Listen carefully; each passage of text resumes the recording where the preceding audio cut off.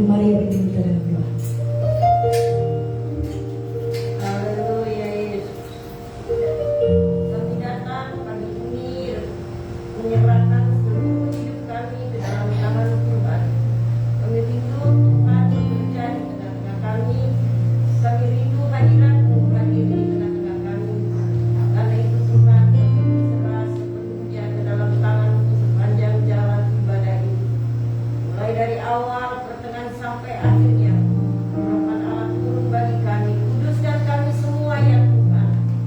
Pujian yang keluar dari mulut kami berkenan menyenangkan Tuhan. Berapi semua kami musik sintetis dan hamba-Mu yang berbicara. Terima kasih Tuhan, ke dalam tangan-Mu hamba menyerah penuh. Bungkus ruangan ini dengan kuasa dari Tuhan sendiri. Karena kuasa-Mu tidak pernah berubah dulu hari ini bahkan sampai selama-lamanya. Kami buka ibadah kami atas nama Bapa, Putra dan Roh Kudus, yaitu Tuhan Yesus Kristus. Amin. Amin. Sekali lagi shalom. Haleluya. Kenapa pujian tiba saatnya kita berkumpul. Bawa keselamatan itu daripada Allah. Haleluya.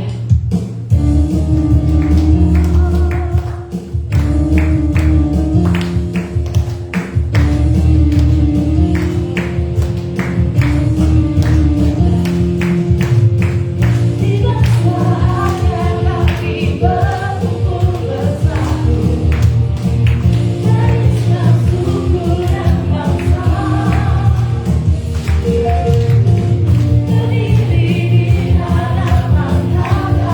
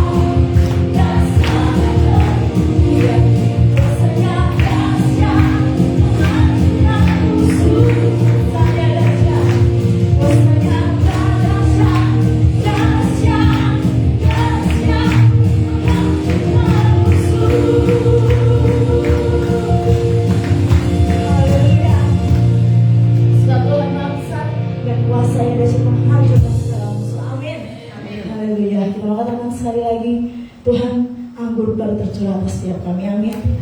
Roh Kudus tercurah di tempat ini.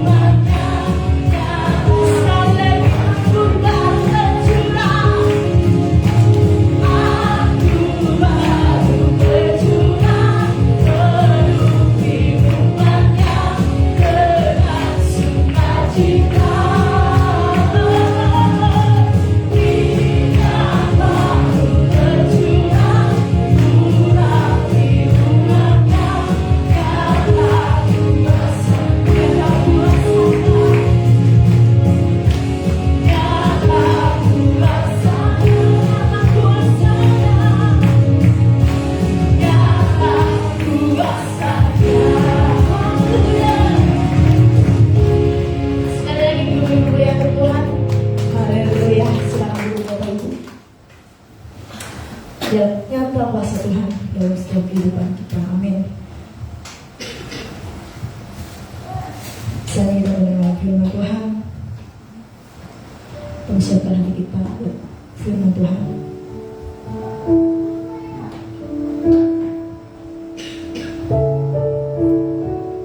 Mungkin saat kita merasa sendiri, gak ada orang yang ngertiin kita, gak ada orang yang tahu setiap kita, gak ada yang bisa.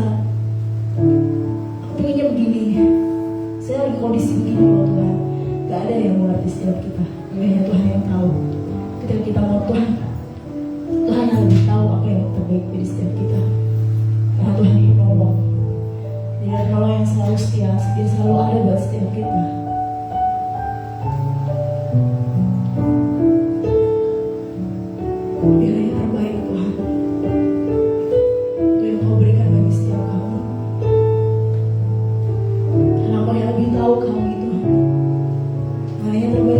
setiap kami.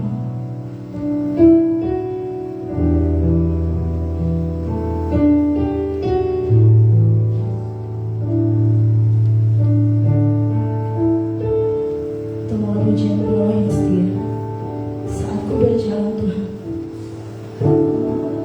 Ku berjalan, kasih-Mu menerangi langit.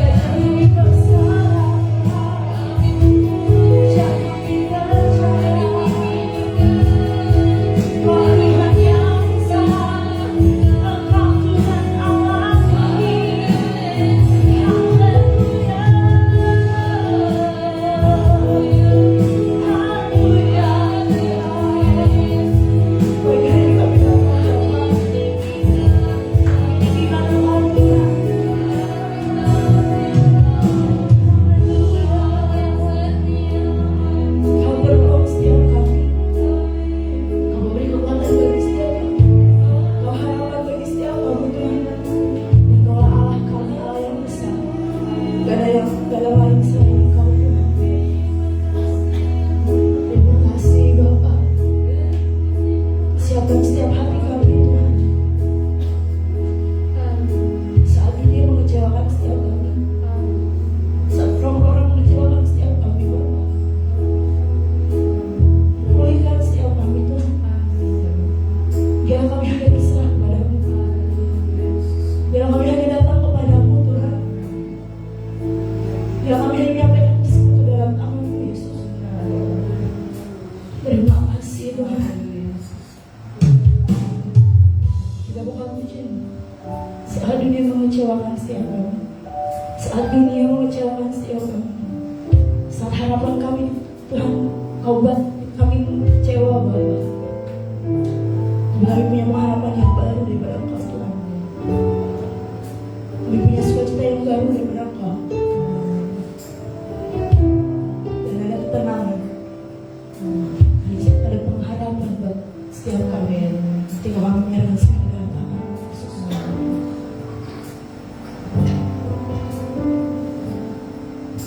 Saat dunia kecewakan dan tak ada satupun yang peduli, Dia peduli. Saat dunia menyakitkan, tak ada satupun, dan tak ada satupun yang mengerti. Dia ada, sampaikan kepada Yesus segala hidupmu. Dia hanya sejauh doa saat kau berseru. Sampaikan kepada Yesus yang mengerti hatimu, yang mengerti air matamu, yang memulihkan.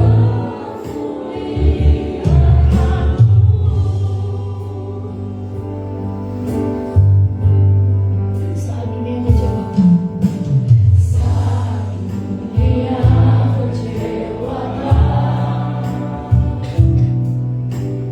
dan tak ada satupun yang peduli, Dia peduli. Saat dunia menyakitkan, bahkan yang terdekat pergi meninggalkanku, Dia ada, sampaikan kepada Yesus segala hidupmu. Dia hanya sejauh doa saat kau berseru. Sampaikan kepada Yesus yang mengerti hatimu, yang mengerti air matamu, dan memulihkanmu. Sampaikan kepada Yesus segala hidupmu. Dia hanya sejauh doa saat kau berseru. Sampaikan kepada Yesus pada harga yang paling mengerti hatimu, yang mengerti air matamu, dan memulihkanmu. Haleluya Yesus. Haleluya Yesus. Haleluya Yesus. Roh-Mu memenuhi kami pada tempat ini Tuhan. Jamah setiap jemaat yang hadir. Kami perlu Tuhan menguatkan seluruh hidup kami. Perjalanan kami membutuhkan Yesus menyertai kami. Di luar Tuhan kami kami tidak mampu berbuat banyak. Tuhan, jamah setiap jemaat yang hadir. Yang susah Tuhan hiburkan, yang lemah Tuhan kuatkan, yang sakit Tuhan jamah dalam nama Yesus. Terima kasih Tuhan, terima kasih Tuhan. Karena masih ada waktu bagi kami untuk beribadah kepada Tuhan. Kekuatan Tuhan turun bagi kami sekalian. Terima kasih Tuhan. Sebentar kami mau menerima kesaksian dan kami mau menerima firman Allah. Urapan Allah beserta dengan kami semua, dengan para pelayan-pelayan-Mu. Di dalam nama Yesus kami berdoa. Amin. Shalom, silakan duduk Bapak dan Ibu. Pagi ini sebelum kita mendengar bagian dari firman, kita mau dengar kesaksian dari Pak Fred. Ya, silakan Pak.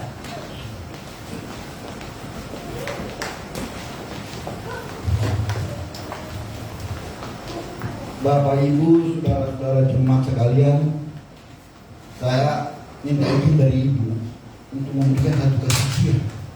Sebenarnya kesaksian ini udah lama, tapi pada saat Ibu Jen bikin ibadah, saya tergerak, hati saya merupakan beban saya yang harus saya sampaikan. Kesaksian saya ini yang pertama, ada dua orang tokoh yang saya kagumi. Satu ayah kandung saya, dan satu ayah mertua saya. Mereka mengalami proses yang sama. Waktu bapak saya itu tahun 65, saya baru SD.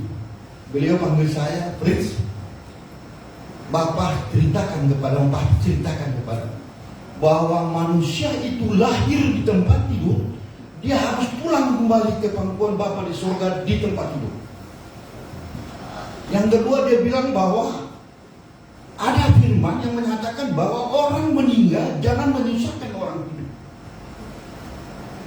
Peristiwa ini terjadi buah-buah peristiwa. Saya berani jadi saksi karena saya melihat, saya mengalami sendiri, dan saya mendengar sendiri. Bapak saya punya pedoman hidup tidak pernah punya musuh. Yang kedua, sangat intim dengan Tuhan. Setiap saat selalu didaratkan dengan doa.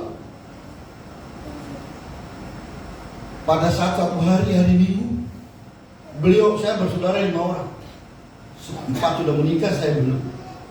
Beliau sama ibu saya memerintahkan supaya kita pergi piknik. Seluruhnya pergi piknik. Pulang jam 7 malam.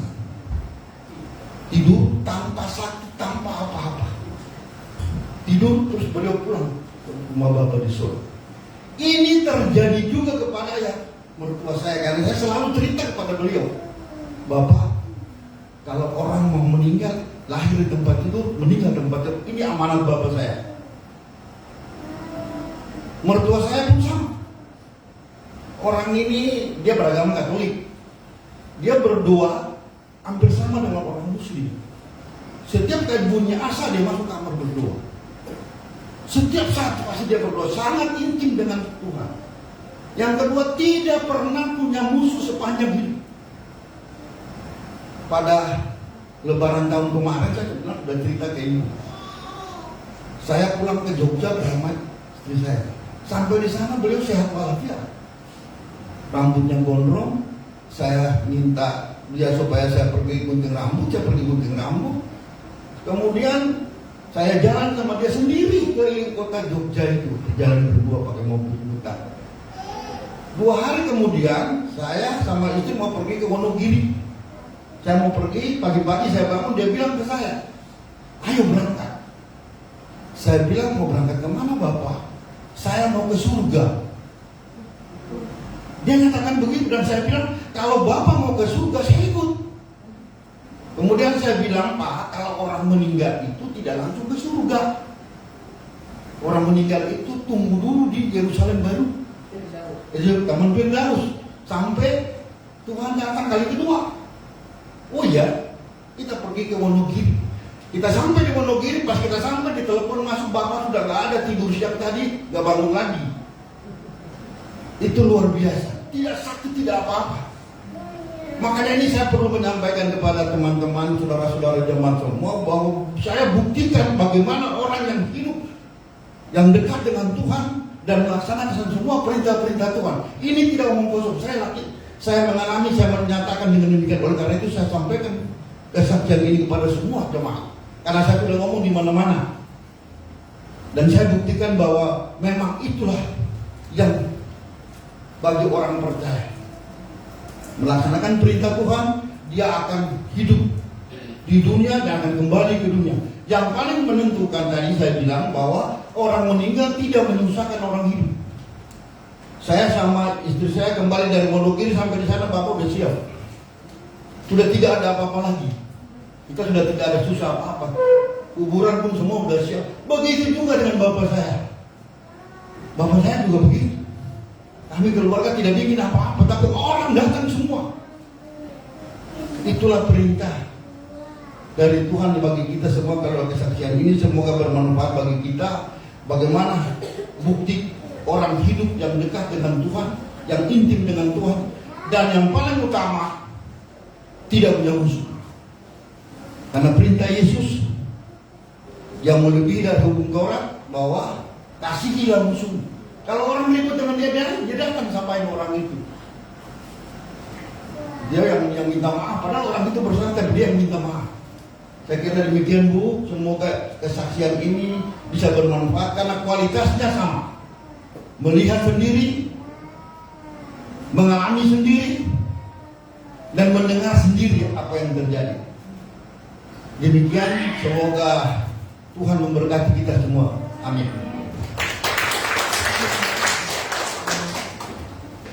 Puji nama Tuhan, terima kasih untuk kesaksian yang luar biasa.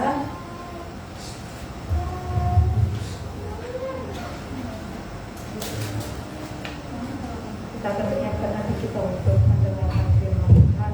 Mari kita berdoa.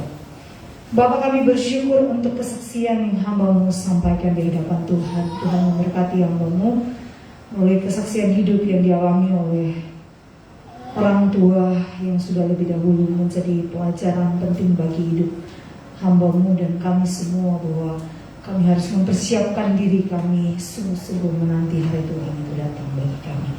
Terpujilah nama Tuhan, dan pagi hari ini kami semua menyiapkan hati kami untuk membaca merenungkan firman Tuhan. Kami mau belajar dari kebenaran firman Tuhan. Karena itu kami berdoa dalam nama Yesus Kristus, firman yang hidup. Bukakan rahasia kebenaran firman Tuhan bagi kami, sehingga kami tidak hanya menjadi pendengar yang setia, kami tidak hanya menjadi penikmat firman Tuhan, tetapi kami sungguh-sungguh memahami firman Tuhan. Dan firman Tuhan itu berbicara bagi kami pribadi lepas pribadi, dan kami memahami firman Tuhan, kami siap melakukannya dalam hidup kami. Engkau yang tahu kehidupan kami, bagian-bagian dalam hidup kami yang harus dikoreksi oleh firman Tuhan. Berbicara dan bukakan bagi kami, supaya kami memahaminya, dan kami mengalami pembaharuan hidup hari demi hari, semakin serupa dengan Engkau.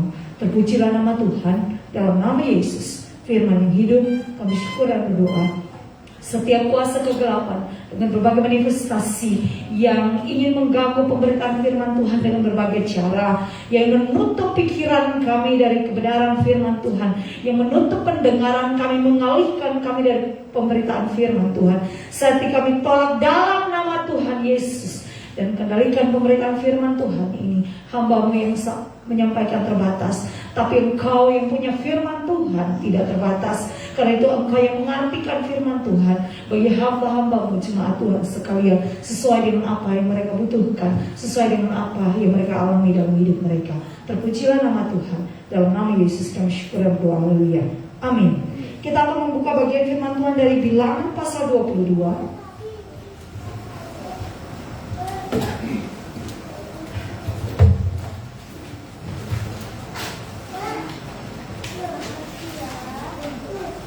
Bilangan pasal yang ke-22, ayat yang pertama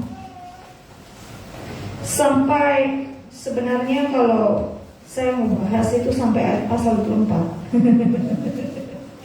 Tapi hari ini cukupkan dulu di sampai ayat yang ke-20. Bilangan pasal 22 ayat yang pertama sampai ayat yang ke-22. Sudah dapat Bapak Ibu Saudara?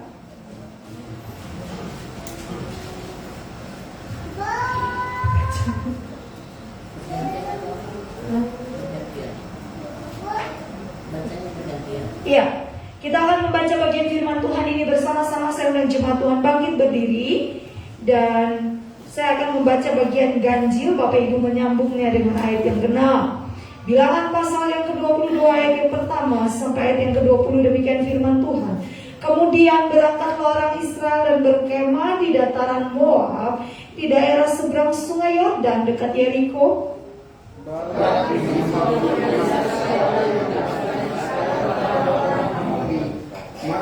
Maka sangat gentarlah orang Moab terhadap bangsa itu, karena jumlahnya banyak. Lalu Moab, dan takutlah orang Moab karena orang Israel.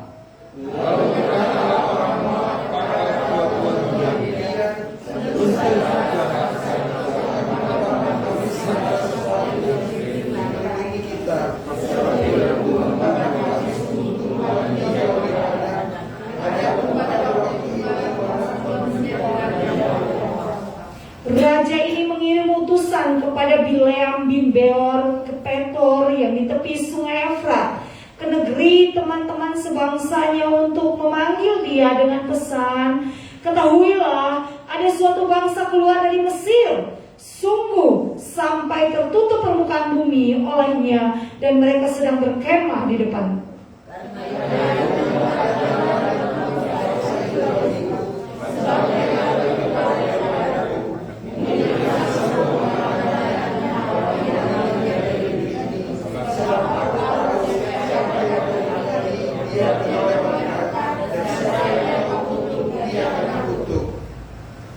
Lalu berangkatlah tua-tua Moab dan para tua-tua Midian dengan membawa di tangannya upah penenung. Setelah mereka sampai kepada Bileam, disampaikanlah kepadanya pesan Balak.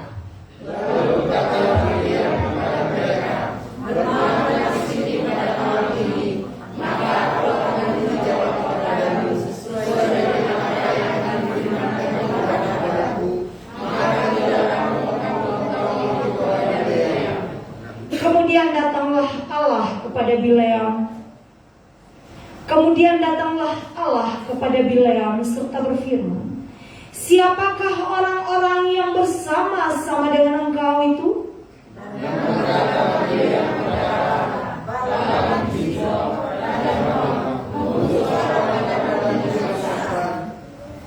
Ketahuilah, ada bangsa yang keluar dari Mesir, dan permukaan bumi tertutup olehnya. Karena itu datanglah, serapahlah mereka bagiku. Mungkin aku akan sanggup berperang melawan mereka dan menghalau mereka.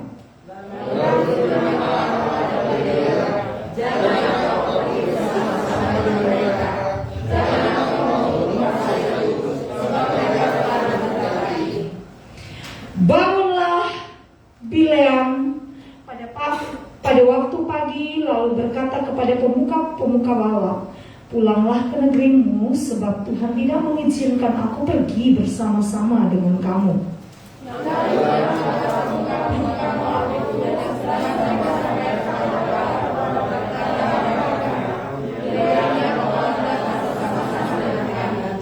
Tetapi Balak mengutus pula pemuka-pemuka lebih banyak dan lebih terhormat dari yang pertama.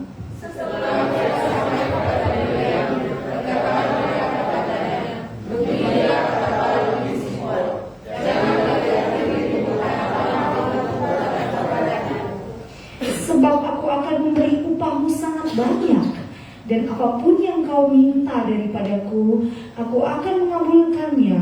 Datanglah dan serapahlah bangsa itu bagiku.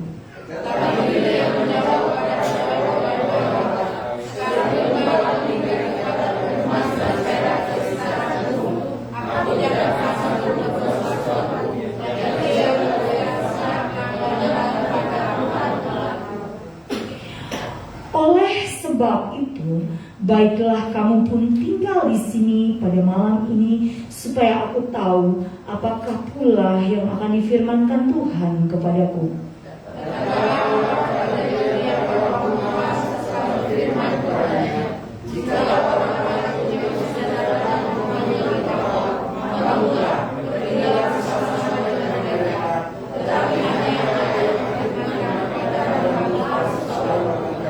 Saya lanjut ayat 21, tadi saya bilang sampai tanggal ayat 20, tapi masih ada kelanjutannya. Keledai Bileam dan malaikat Tuhan. Lalu bangunlah Bileam pada waktu pagi, dibelanainya lah keledainya yang betina dan pergi bersama-sama dengan pemuka-pemuka Moab.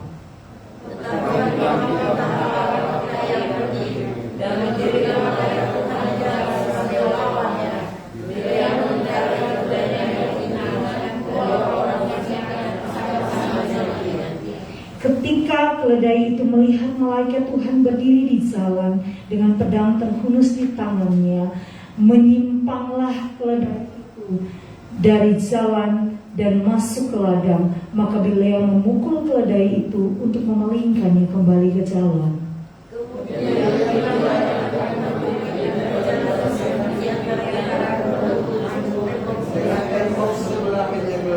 Ketika keledai itu melihat malaikat Tuhan, ditekannya lah dirinya ke tembok sehingga kaki Bileam terhimpit kepada tembok, maka ia memukulnya pula.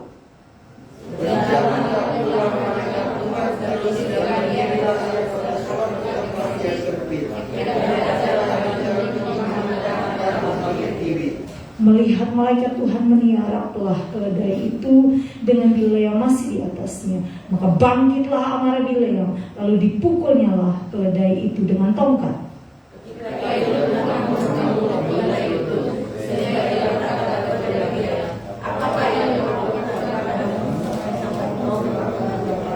Jawab Bileam kepada keledai itu, karena engkau mempermain-mainkan aku. Seandainya ada pedang di tanganku, tentulah engkau kubunuh sekarang.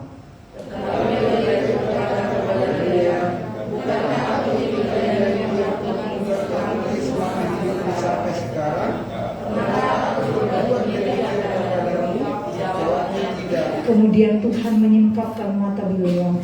Dilihatnya lah malaikat Tuhan dengan pedang terhunus di tangannya, berdiri di jalan, lalu berlututlah ia dan sujud. Berfirman malaikat Tuhan kepadanya, apakah sebabnya engkau memukul keledai sampai 3 kali? Lihat, aku telah sebagai lawanmu, sebab jalan ini pada kemenanganku menuju kepada kebinasaan. Ketika keledai ini melihat aku, telah 3 kali ia menyimpang dari hadapanku. Jika ia tidak menyimpang dari hadapanku, tentulah engkau yang kubunuh pada waktu itu juga, dan dia kubiarkan hidup. Lalu berkatalah Bileam kepada malaikat Tuhan, aku telah berdosa, karena aku tidak mengetahui bahwa orang ini berdiri di jalan menentang aku. Maka sekarang, janganlah kau jahat menentangku, aku mau pulang. Tetapi malaikat Tuhan berfirman kepada Bileam, pergilah bersama-sama dengan orang-orang itu, tetapi hanya perkataan yang akan kukatakan kepadamu yang harus kau katakan. Sesudah itu pergilah Bileam bersama-sama dengan pemuka-pemuka Moab itu. Puji nama Tuhan, silakan duduk kembali Bapak Ibu Saudara yang terkasih di dalam nama Tuhan Yesus. Bagian firman Tuhan ini dimulai dengan sebuah cerita tentang seorang pelihat di zaman dahulu, orang-orang yang seorang nabi, baik itu nabi-nabi Baal ataupun nabi Tuhan. Seringkali nabi Tuhan Yahweh, Tuhan yang Maha Kudus, Tuhan Allah yang kita sembah di dalam nama Yesus. Semua mereka biasa memanggilnya dengan nama pelihat. Ya.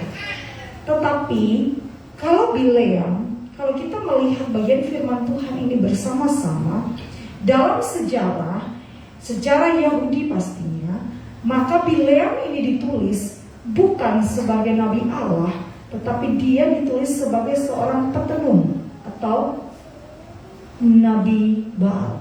Nabinya nabi Baal. Tetapi dalam konteks bagian firman Tuhan yang kita baca hari ini, kalau kita melihat, maka kita bingung nih, ya kan? Ada seorang yang katanya dia seorang petenung dan dia menerima upah, dan itu ditulis ya, dia menerima upah dari hasil tenungnya. Tapi dari bagian firman Tuhan ini, Allah memakai mulutnya, Allah memakai dia. Kalau banyak orang berkata, masa Allah bisa memakai orang yang tidak benar untuk menyatakan kebenaran? Allah memang bisa memakai orang berdosa untuk menyatakan kehendak Tuhan? Bisa apa tidak Bapak Ibu? Sangat bisa.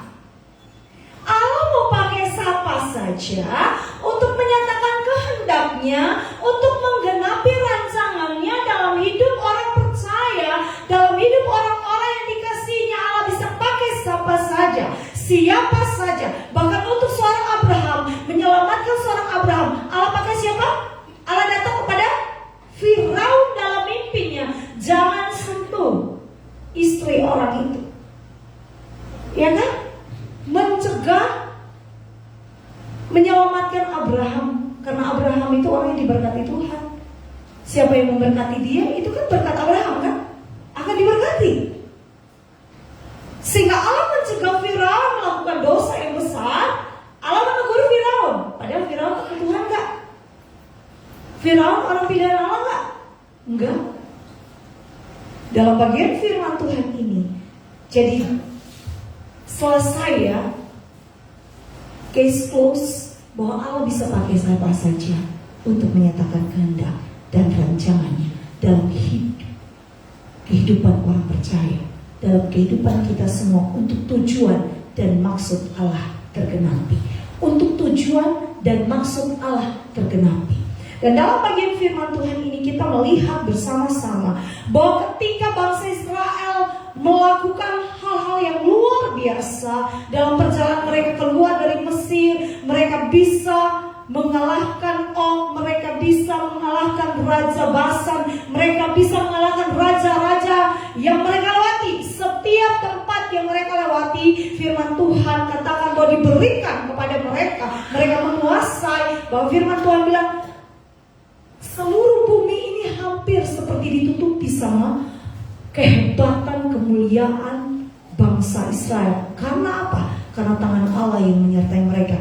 Bangsa kecil mereka melewati, masa mereka lagi lewati Taman Surya, mereka langsung bisa perang dengan Taman Surya, dan Taman Surya kalah langsung. Padahal kalau mereka dalam perjalanan kan gak terlalu banyak harusnya kalau mereka orang-orang yang dalam perjalanan, harusnya yang tuan tanah itu pasti lebih banyak dong.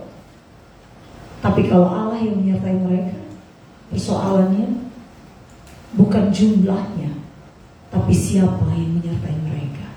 Karena Allah Israel yang menyertai mereka dengan kemenangan dan gemilang-gemilang, sehingga setiap tempat yang mereka lewati, Allah memberikan kemenangan kepada mereka. Maka Raja Moab ini udah ketakutan. Nah, selama ini Bileam ini terkenal sekali. Mungkin dukun nomor 1 pada saat itu, petenung nomor 1 pada saat itu di Moab, di daerah Peor ya, Sipor. Dia di daerah Peor ke Petor ya, di sekitar sungai Efrat. Sejarahnya nulisnya seperti itu. Dia sudah terkenal banget. Mungkin sampai Moab, Midian, itu kan beda negara ya. Itu sudah terkenal dengan kehebatan dia sebagai seorang dukun. Kalau mungkin sekarang dukun papan atas lah ya kan. Dukun papan atas tinggal panggil gitu. Dia datang, siapa yang dia berkati, katanya begitu. Tulisannya begini kan. Siapa yang Bileam berkati akan diberkati katanya. Menurut Balak ya, bukan menurut Tuhan. Menurut Balak bersurat kepada Bileam, memberi pesan lewat utusan-utusannya bahwa kamu datang ke Bileam, minta dia datang untuk mengutuk tuh, menyerahkan tuh bangsa yang baru keluar dari Mesir tuh. Tapi Bapak Ibu Saudara, ya kita lihat dalam bagian firman Tuhan ini, yang kita perhatikan bukan Bileamnya, tetapi kita perhatikan Allah yang dahsyat. Allah yang dahsyat, yang mengatur dan mengendalikan segala sesuatu. Seorang Bileam yang katanya apa yang dia berkati diberkati, apa yang dia kutuki, apa yang dia serapa akan dikutuk juga. Tetapi tidak ada apa-apanya di hadapan Allah Yahweh, Allah yang Maha Kuasa, Allah yang disembah oleh bangsa Israel. Belum pun baru saja Balak utusannya datang, Tuhan sudah datang duluan sama Balak. Bileam. Tuhan bilang, tuh siapa yang datang? Langsung. Bagaimana pemeliharaan Allah. Kalau kita membaca bagian firman Tuhan ini, yang kita lihat bagaimana penjagaan Allah, bagaimana pemeliharaan Allah yang sempurna atas orang pilihan Allah. Wow, kita orang pilihan Allah, amin. Kita orang pilihan Allah, amin. Kok ragu tadi jawab aminnya? Kalau kita merasa kita orang-orang pilihan Allah di zaman akhir ini, orang-orang dikasihi Tuhan di zaman ini, situasi berubah begitu cepat, keadaan berubah begitu cepat, berita-berita yang datang akan terjadi inflasi besar-besaran dan berbagai hal yang terjadi. Tapi kita orang pilihan Allah, amin. Kita yakin akan pemeliharaan Allah yang sempurna, perlindungan penjagaan Allah yang sempurna atas hidup kita. Sebelum bangsa Israel dikutuk, sebelum bangsa Israel mau disentuh, mau dijahatin orang, Allah datang, Allah yang langsung menghadapi mereka, bukan kita. Halo, bukan kita yang berhadapan dengan persoalan itu, tetapi Allah kita di depan, Bapa kita di depan, Dia duluan yang menghadapinya bagi kita. Wow, waktu saya baca bagian firman Tuhan ini, saya sungguh-sungguh wow. Sebelum bangsa Israel berhadapan dengan musibah, berhadapan dengan tantangan, berhadapan dengan persoalan, Allah datang duluan. Hei Bileam, jangan kau sentuh-sentuh bangsa itu, karena bangsa itu bangsa yang sudah kuberkati. Dan bagaimana seorang dukun besar, dukun yang terkenal pada zaman itu, petenung yang terkenal, karena ditulis dalam sejarah Yahudi, dia petenung yang terkenal di zaman itu, yang ditakuti oleh semua orang. Tetapi kuasanya tidak ada apa-apanya di hadapan Allah yang Maha Tinggi, Allah yang Maha Besar. Tapi kita orang percaya yang lucunya, kita punya Allah yang sebesar itu, tapi kita lebih percaya pada ramalan-ramalan sama petenung-petenung daripada percaya sama Tuhan. Hari-hari ini semua orang percaya mulai meramal nasib ke depan, tahun depan bagaimana. Soalnya ini kan inflasi. Mulai cari, mulai buka-buka, mulai cari dukun atau peramal yang terhebat yang bisa melihat masa depan. Terus tanya tentang masa depan, kira-kira tahun depan bagaimana dengan usaha. Itu dosa dan kekejian di hadapan Tuhan. Justru itulah tindakanmu, tindakan kita itulah yang akan mendatangkan murka Allah dalam hidup kita. Bangsa Israel ini dijaga Tuhan luar biasa. Tetapi yang membuat Tuhan murka terhadap bangsa Israel yang kemudian menghukum mereka adalah mereka berbalik menyimpang daripada Allah. Mereka menyembah Baal setelah Allah memberikan kemenangan kepada mereka. Jadi bangsa Israel satu kalah, bukan kalah karena kutukan Bileam, bukan kalah karena musuh, karena kalah kuasa-kuasa kegelapan atau bangsa-bangsa yang jahat yang menyerang mereka. Tapi bangsa Israel kalah dalam perjalanan imannya, kalah kalah karena dirinya sendiri. Ini menjadi pelajaran penting bagi kita orang percaya. Kalau menghadapi, katanya orang santet lah kamu ya. Ini William ini kayaknya jago santet kalau zaman sekarang. Santet itu apa di hadapan Allah? Gak ada apa-apanya. Kenapa orang percaya takut sama santet? Kenapa? Anak Tuhan di sini masih ada yang takut dengan santet?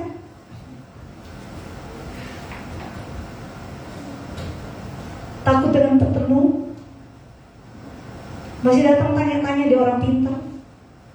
Bertobat, karena itu kekejian di hadapan Tuhan. Itulah yang akan membuat Allah murka. Murka Allah turun ke hidup kita karena kita mendukakan hati Tuhan, menduakan Tuhan dalam hidup kita. Itu bagian firman Tuhan ini kalau kita baca bersama-sama dengan teliti. Bagian firman Tuhan ini sampai pada pasal-pasal yang selanjutnya, justru yang membuat bangsa Israel menyimpang daripada Tuhan adalah ketika Bileam datang kepada Balak dan bilang, gak bisa, ini bangsa sudah diberkati Tuhan, kamu gak bisa perang lawan bangsa ini. Hanya satu cara menghancurkan bangsa ini, yaitu bawa perempuan-perempuan cantik. Dan perempuan cantik itu harus menggoda mereka, menarik mereka untuk menyembah Baal Peor. Hanya dengan itu saja mereka akan dimurkai oleh Allah mereka sendiri. Bapak Ibu Saudara yang dikasihi oleh Tuhan, kalau Balak Bileam itu nabi Tuhan, tidak mungkin kan dia mengajak bangsa Israel untuk menyimpang kepada Baal. Betul apa benar? Betul dan benar. Betul apa betul? Betul sekali. Kalau dia adalah nabi Tuhan, maka dia tidak mungkin membawa bangsa Israel untuk menyembah Baal. Tetapi dalam pasal-pasal selanjutnya, dia justru menyarankan kepada Balak cara untuk menghancurkan bangsa Israel, bukan dengan perang melawan mereka. Kalau perang mereka pasti kalah, udah pasti, karena mereka yang perang bersama mereka itu bukan mereka, tapi Tuhan sendiri yang berperang di depan mereka. Itu janji firman Tuhan. Setiap tapak kaki yang mereka lewati harus menjadi milik mereka. Itu janji firman Tuhan bagi mereka. Lalu Bileam bilang sama Balak, jangan begitu caranya kawan. Untuk menghancurkan mereka, caranya satu, bawa perempuan-perempuan cantik. Ini iblis ini pencobaan. Dan seringkali orang percaya tidak sadar, anak Tuhan tidak sadar bahwa diri kita sendirilah sebenarnya menjadi musuh terbesar kita. Keinginan kita, kedagingan kita, hawa nafsu kita justru menjadi tantangan terbesar dalam hidup kita, yang membuat Allah murka, yang mendukakan hati Allah daripada hal-hal yang di luar kita. Hal-hal di luar kendali kita, percayalah Allah yang di depan kita melindungi, menjaga kita. Amin. Jangan takut dengan segala kabar yang muncul di sana sini yang akan seperti apa di masa depan. Terjadi dan terjadilah, karena memang firman Tuhan harus digenapi. Masa-masa semakin ke depan, bukan semakin muda, itu firman Tuhan. Tetapi janji firman Tuhan, orang benar akan hidup oleh iman, akan dipelihara dalam bait Tuhan, akan menikmati bait Tuhan, menikmati makanan dan minuman di pelataran Tuhan. Yes, itu bagian kita. Gak usah khawatir, gak usah takut. Bangsa Israel gak bawa apa-apa dalam perjalanan dari Mesir. Hanya yang mereka bisa bawa, yang mereka bisa jalan. Seberapa banyak yang mereka bisa jalan? Sampai 40 tahun perjalanan mereka sampai Kanaan, tapi mereka dipelihara oleh Tuhan. Amin. Coba kita pikirkan dari mana-mana itu datang. Dari surga pagi-pagi mereka bangun, mana sudah tersedia bagi mereka. Tuhan menyediakan apa yang mereka perlukan.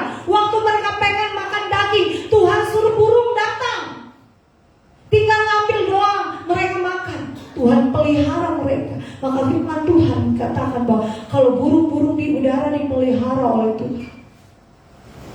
Kalau bunga bakung di padang dipelihara, didandani Tuhan dengan luar biasa. Apalagi kita orang-orang pilihan Tuhan. Ingat, orang pilihan.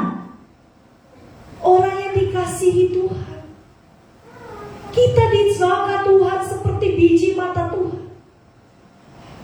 Masa kita masih ragu akan kasih Tuhan? Kalau dirinya sendiri tidak disayangkan, dia datang, dia korbankan dirinya sendiri bagi kita. Masa kita masih ragu akan pemeliharaan dan kasih Tuhan dalam hidup kita? Ya, tapi kenyataan yang saya alami saat ini seperti ini, Bu. Kenyataan yang saya alami dalam kehidupan saya saat ini seperti ini, Kak.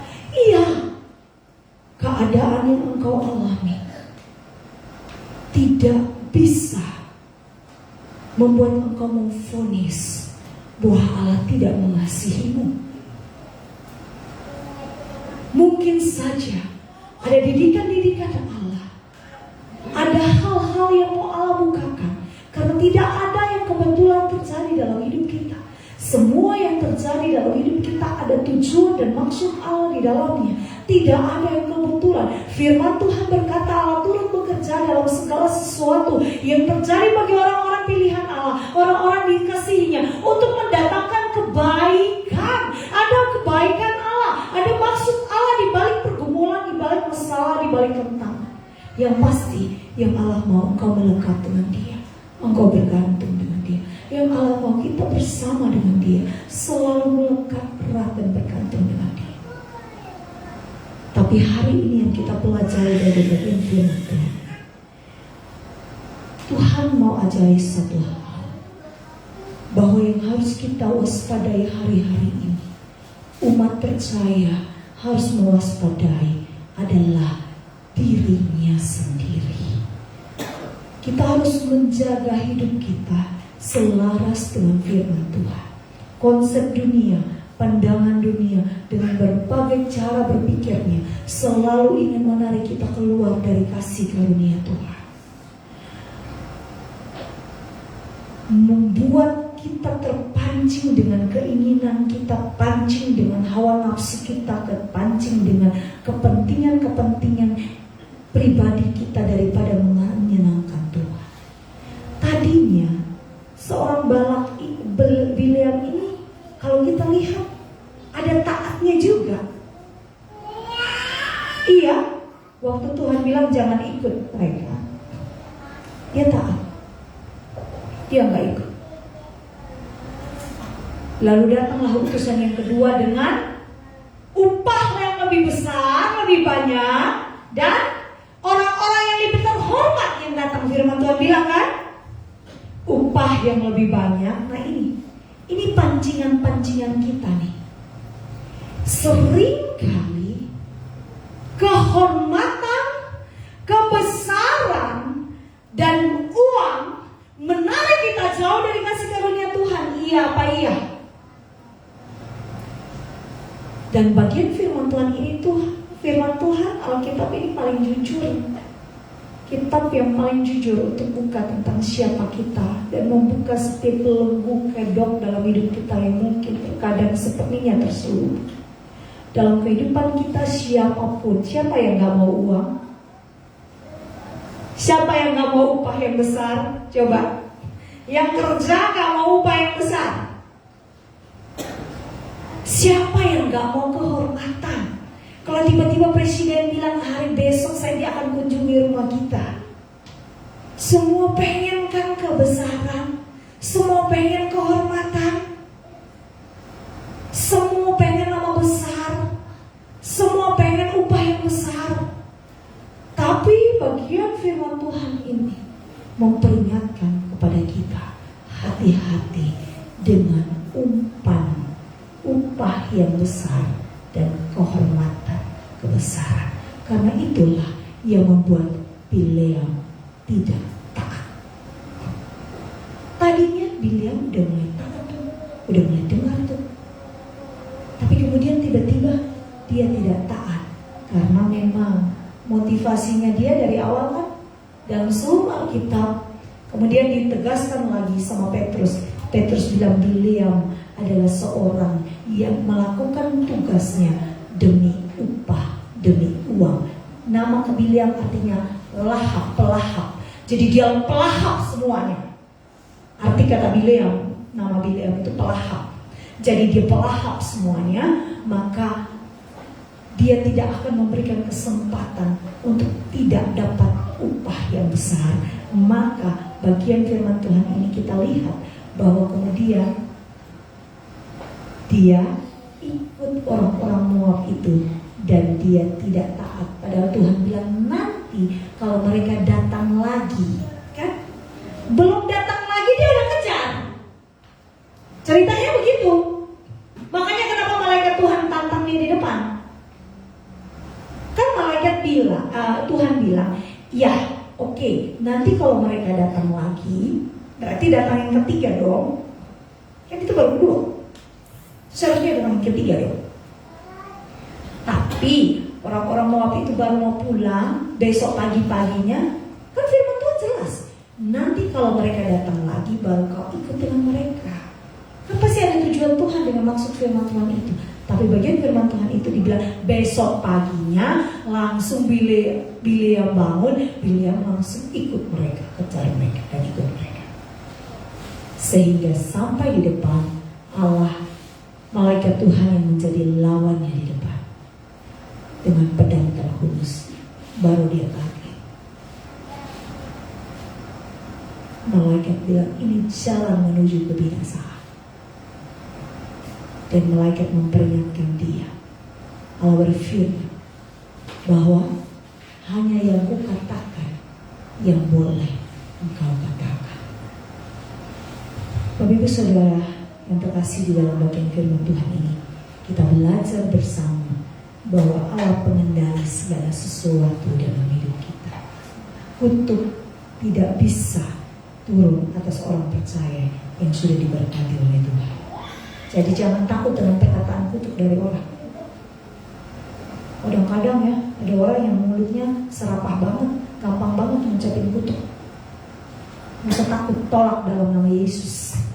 Kita orang-orang yang diberkati Tuhan, bukan orang-orang yang dikutuk oleh Tuhan. Jangan terima itu.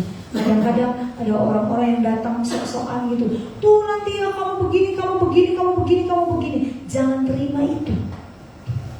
Ada lagi yang ramalan-ramalan. Waktu itu saya sama Ko Willy lagi pergi di kantornya Ko Willy, tiba-tiba sini dulu tangan kamu. Ngapain tangan saya? Saya bilang tangan saya tangan diberkati Tuhan. Saya bilang kayak gitu. Ini kamu ini kelihatan dari mukanya begini-begini. Iya memang saya orang baik, saya orang anak Tuhan, saya orang baik diberkati Tuhan lah pastinya.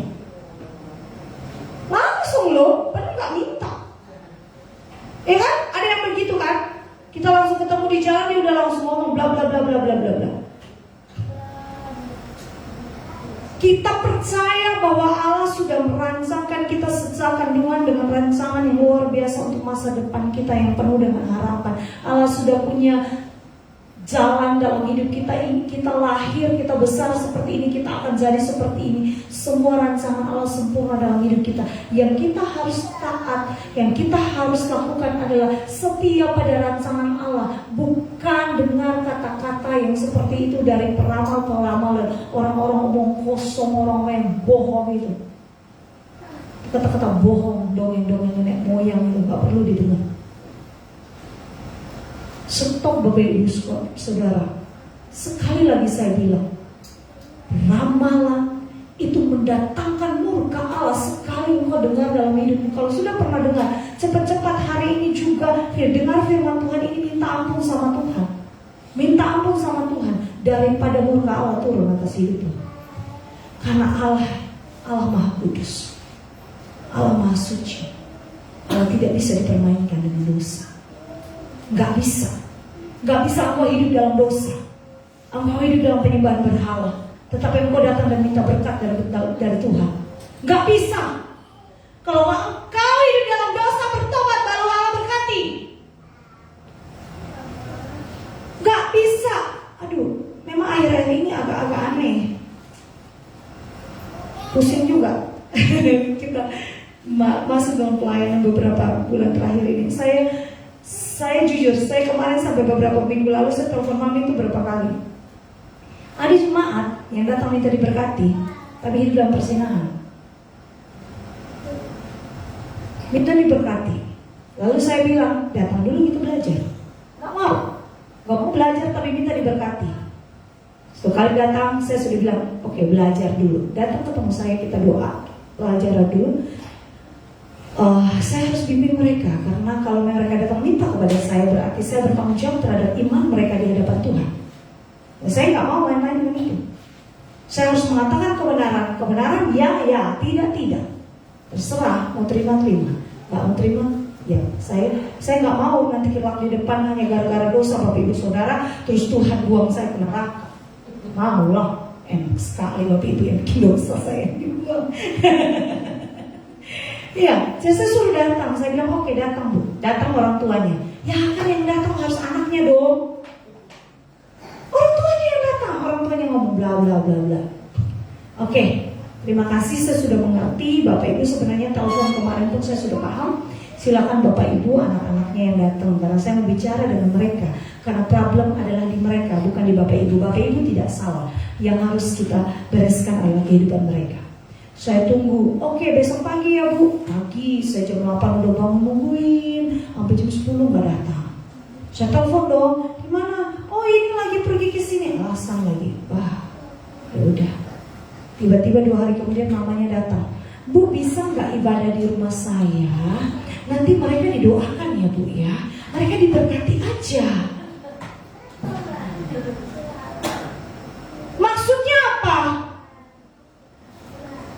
Saya berkati terus tutup dosanya gitu dengan berkat yang saya berikan. Karena ibu kan sudah pendeta, jadi nanti ibu berkati mereka aja. Saya bilang nggak bisa. Saya langsung tolak, maaf Bu, saya tidak bisa memberkati kalau saya tidak melayani mereka. Tegas saya bilang seperti itu, jelas. Dan akhirnya saya tolak memang, saya tidak melayani mereka. Ada gereja lain yang melayani mereka dengan begitu jelas, silakan. Tapi saya tidak. Tidak bisa kita melepaskan berkat dalam kutuk. Jelas kita tahu itu dosa. Penyelesaiannya kita datang membawa mereka ke hadapan Allah, supaya ada pemulihan, ada pemberesan dengan Allah di dalam itu. Kita tahu mereka hidup dalam kumpul-kumpul, hidup dalam persinahan, hidup dalam percabulan. Lalu kita datang menutup mereka, menutup dosa mereka dengan berkat. Tidak bisa. Inilah yang dilakukan oleh Bileam, sehingga membuat Allah murka. Allah murka. Kata mami, biarinlah. Emang biarin sih. Langsung saya ngomong ke saya, gak bisa Bu, kami gak bisa melayani seperti itu, kecuali kami membimbing mereka, baru kami mau memberkati mereka. Kami mau meneguhkan mereka, kami mau meneguhkan pernikahan mereka. Tapi kalau kami tidak melayani mereka, kami hanya datang untuk diminta untuk doa, langsung doa berkat, tidak bisa.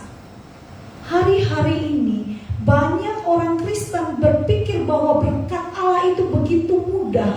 Dengan berkat Allah bisa menutup dosa mereka, sehingga mereka buat dosa, lalu mereka panggil pendeta datang doakan mereka, dan mereka berpikir bahwa dengan pendeta berdoa buat mereka, dosa mereka diampuni.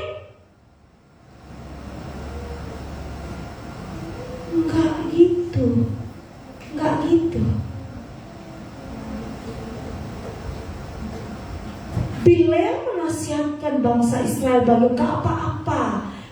Padahal firman Tuhan jelas bahwa bangsa Israel itu dilarang untuk mengambil wanita Moab atau wanita dari bangsa Israel.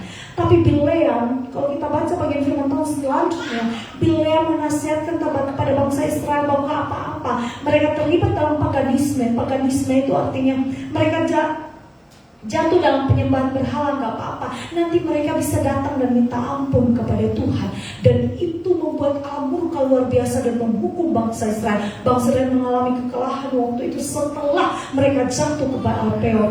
Mereka mengalami kekalahan dan Allah murka. Berapa banyak orang yang harus terbunuh mati karena dosa mereka. Untuk Allah saat itu, Allah yang maha kasih karena pengorbanan Kristus tidak langsung menjatuhkan hukuman kayak kita, kayak waktu Tuhan menghukum bangsa Israel. Nggak habis kita semua di taman surya. Yang model-model kayak gitu, kayak yang tadi, kalau Tuhan murka langsung selesai. Anak istri, suami yang terlibat di dalamnya selesai. Tanah terbelah, masuk semua ke dalam. Tetapi karena kasih Tuhan yang besar, Yesus bilang, aku gantikan mereka di kayu salib. Kita hidup dalam kasih karunia Tuhan, tapi tidak berarti Allah mempermudah dosa itu. Kita hidup dalam kasih karunia Tuhan, tetapi bukan berarti Allah mempermudah, memperingan akibat dari dosa. Akibat dari dosa tetap maut. Dan hanya pertobatan yang bisa menyelesaikannya. Hanya dengan pertobatan, penyangkalan, pengakuan dosa di hadapan Tuhan, penyangkalan diri atas setiap dosa-dosa kita. Kita meninggalkan dosa kita, beranjak 180 derajat dari tadinya kita begini, hidup dengan dosa. Kita berbalik dari dosa kita, dan kita hidup dalam kasih karunia Allah, melekat pada Allah. Hanya dengan demikian, kita hidup dalam kasih karunia Tuhan. Tetapi kita sudah terima anugerah Tuhan, balik lagi ke dosa. Habis itu balik lagi ke Tuhan. Ada masalah, cari dukun lagi. Ada masalah lagi, balik ke Tuhan. Ada masalah lagi, hidup dalam hawa nafsu lagi. Hidup dalam pesta pora lagi. Hidup dalam paganisme lagi. Penyembahan berhala maksudnya. Ada masalah lagi, hidup dikuasai oleh dunia ini, lebih mementingkan kepentingan dunia ini daripada Tuhan. Uang lebih utama dari diri kita, upah lebih utama dari kita daripada melayani Tuhan, mengasihi Tuhan. Sudah dikasih waktu 6 hari untuk bekerja, tambah aja hari ke-7 tetap harus kerja, soalnya itu duit. Itu duit, Bu. Memang siapa yang bilang itu bukan duit? Bagaimana kita punya iman-iman yang teguh di akhir zaman kalau kita punya karakter hidup kita masih lebih mengikuti keinginan kita sendiri daripada taat sama Tuhan. Inilah yang membuat Allah murka kepada bangsa Israel. Allah membiarkan bangsa Israel jatuh, membiarkan bangsa Israel masuk dalam penghukuman Allah, bukan karena bangsa-bangsa lain, bukan karena pengaruh dunia, pengaruh kuasa kegelapan, tetapi justru karena diri mereka sendiri, karena keinginan mereka sendiri. Mereka lebih mencintai dunia ini daripada mencintai Tuhan. Mereka yang memilih jalan untuk membelok daripada Allah, mereka memilih jalan untuk meninggalkan Allah, maka Allah murka kepada mereka. Jangan sampai ini terjadi dalam hidup kita. Kita memulai dalam roh, harus kita akhiri juga dalam roh. Amin. Kita memulai hidup dengan Allah, harus kita akhiri hidup kita juga bersama dengan Allah. Amin. Selamanya. Allah lebih tahu bagian hidup kita, dan kita pun tahu bagian hidup kita, bagian mana dalam hidup kita. Apakah jangan-jangan nafsu Bileam masih menguasai kita? Nafsu Bileam itu cinta akan uang atau upah. Nafsu Bileam itu cinta akan kehormatan lebih daripada Tuhan. Dia bisa menukarkan ketaatan hanya karena kehormatan. Dia bisa menukarkan ketaatan hanya karena uang. Dia bisa menukarkan ketaatan hanya karena upah yang besar. Hari ini Allah berbicara secara khusus dengan kita. Jangan tukar kesetiaanmu kepada Allah. Jangan tukar ketaatan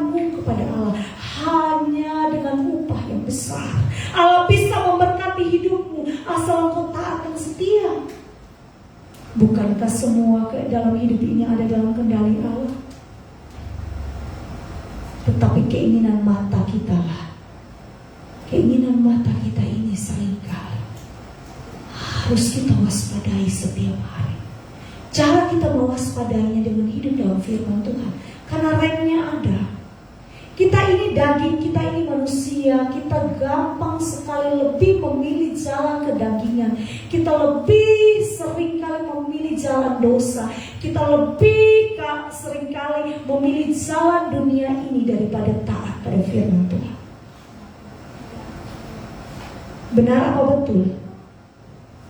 Tapi kalau kita melekat pada firman Tuhan, setiap hari ada firman Tuhan yang menjadi rem, yang menjadi penuntun hidup kita, yang menjadi pelita bagi kaki kita, maka firman Tuhan akan kasih tahu, nggak boleh.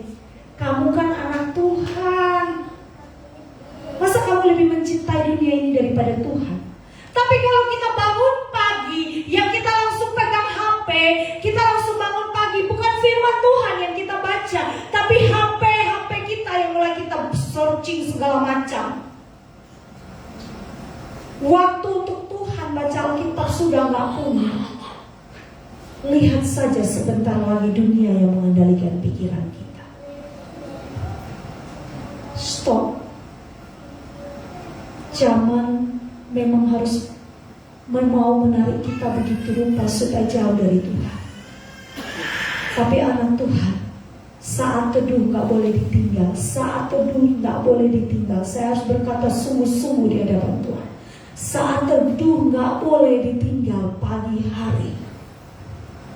Karena itu yang menjaga langkah dan kaki kita. Dunia mau menarik kita dengan begitu rupa. Tetapi kalau kita melekat pada firman Tuhan, kita berpegang pada firman Tuhan, kita punya arahan yang jelas, kita punya petunjuk yang jelas. Firman Tuhan menuntun kita, yes, ini harus yang kamu harus lakukan, dan ini gak boleh, ini bukan bagian hidupmu, ini bagian hidup. Apa yang membuat bangsa Israel jatuh? Bangsa Israel itu jatuh itu bukan pada saat mereka lagi lemah, tapi pada saat mereka lagi dalam kemenangan. Hati-hati dengan segala kenyamanan, keamanan, dan kemenangan yang saat ini mungkin kita sedang peroleh.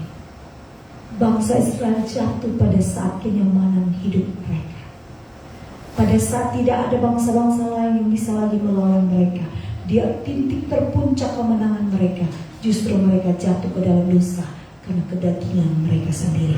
Dan mereka meninggalkan kesetiaan kepada Tuhan.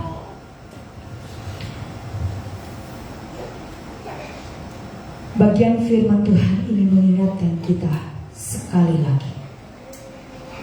Jangan terpengaruh dengan nafsu, kehormatan, dan upah yang besar daripada ketaatan kepada Tuhan.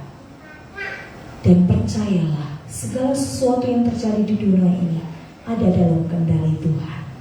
Allah tidak pernah membiarkanmu sendirian. Sebelum engkau berjalan ke depan menghadapi masalahmu, Allah sudah berada di depan mendahului engkau. Sebelum kita berjalan menghadapi persoalan-persoalan hidup kita di depan, Allah sudah di depan untuk menyelesaikannya bagi kita. Yang Allah mau kita taat, setia, dan percaya penuh pada tangannya yang kuat. Tetap jalan pada jalan Tuhan. Tetap hidup dalam kesetiaan. Jangan pernah menyimpang ke kiri dan ke kanan. Tetap berjalan bersama Tuhan. Amin. Kita berdoa. Terima kasih Tuhan. Kami bersyukur untuk bagian firman Tuhan ini mengingatkan kami. Supaya Bileam sindrom atau sindrom Bileam yang bekerja demi upah, yang mencintai uang, pelahap, melakukan segala cara demi uang, melegalkan segala cara demi uang, tidak kami lakukan dalam hidup kami. Kami tidak mengejar kehormatan lebih dari ketaatan dan kesetiaan kepada Engkau. Hari ini kami belajar sungguh-sungguh dari bagian firman Tuhan ini, supaya kami menjadi anak-anak yang taat dan setia kepada Tuhan di akhir zaman.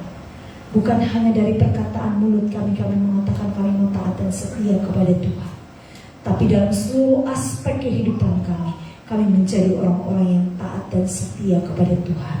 Kami tidak jatuh ke dalam dosa Bileam dan Balak, tetapi kami menjadi anak Tuhan yang taat dan setia kepada Tuhan sampai pada akhirnya. Kami tahu keadaan dunia tidaklah semakin mudah, tapi kami belajar bagi firman Tuhan bahwa sebelum kami menghadapi banyak perkara yang sulit di depan kami, sesungguhnya Allah sudah lebih dahulu di depan kami menyelesaikan kami. Allah sudah menyelesaikannya bagi kami, sehingga kami tidak perlu khawatir, kami tidak perlu takut dengan ancaman apapun yang ada di depan kami, ancaman apapun yang menghadap kami di depan, karena kami tahu Allah kami yang luar biasa, Allah kami yang mengasihi kami itu sudah berjalan di depan kami dan memberikan kemenangan dan gilang gemilang kepada kami. Allah kami sudah menyelesaikannya bagi kami. Kami hanya diajar, diminta untuk taat, tunduk dan setia, berjalan dalam panggilan yang Tuhan berikan bagi kami. Ampuni kami Bapa kalau dalam perjalanan hidup kami seringkali tidak taat dan setia kepadamu.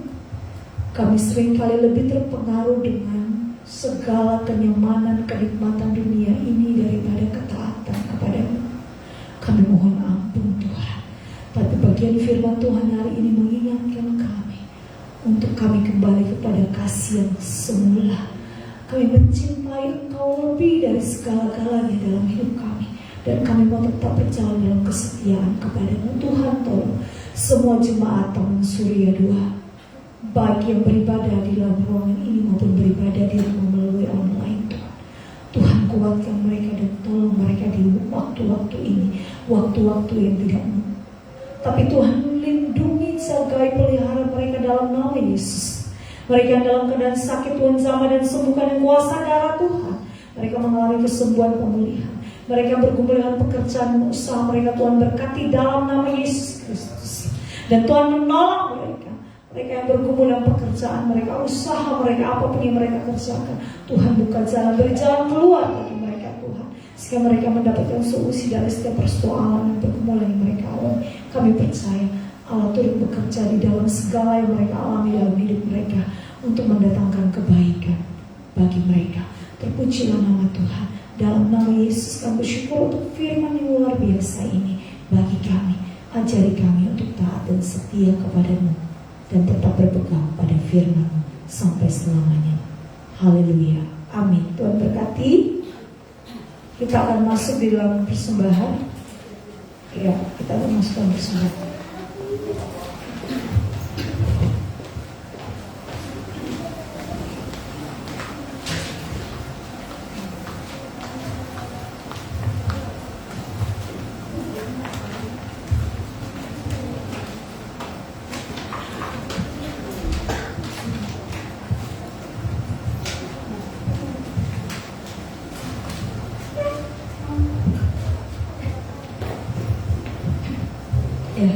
Saat ini kita memberikan persembahan.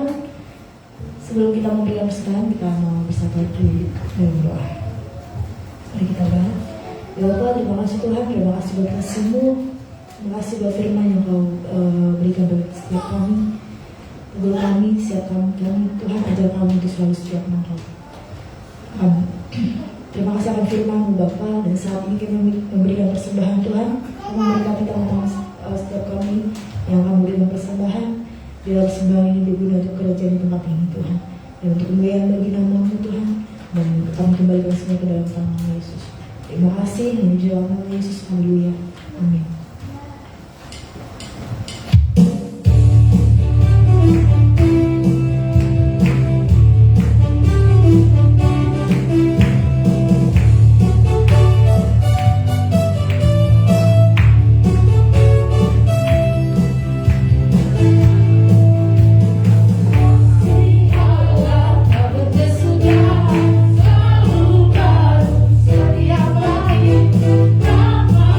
hari rahmat-Nya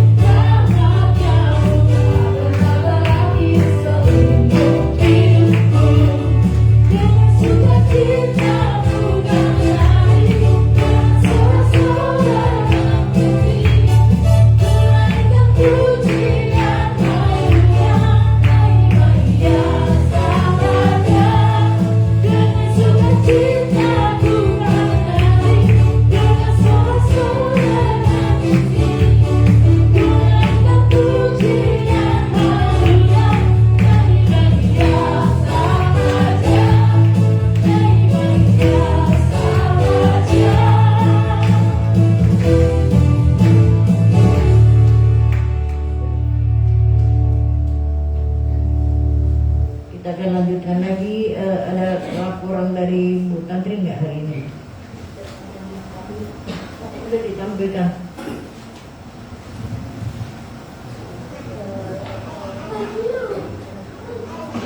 Total pemasukan semua untuk dana Natal ada berjumlah 5 juta rupiah. Kita percaya semua akan tertutupi. Baiklah, kalau semua udah lihat yang masih mau memberikan persembahan, silakan mau antri langsung ya. Mari kita bangkit berdiri, kita akan akhiri ibadah kita. Kita tundukkan kepala, kita menyanyikan satu pujian tak tersembunyi kuasa Allah.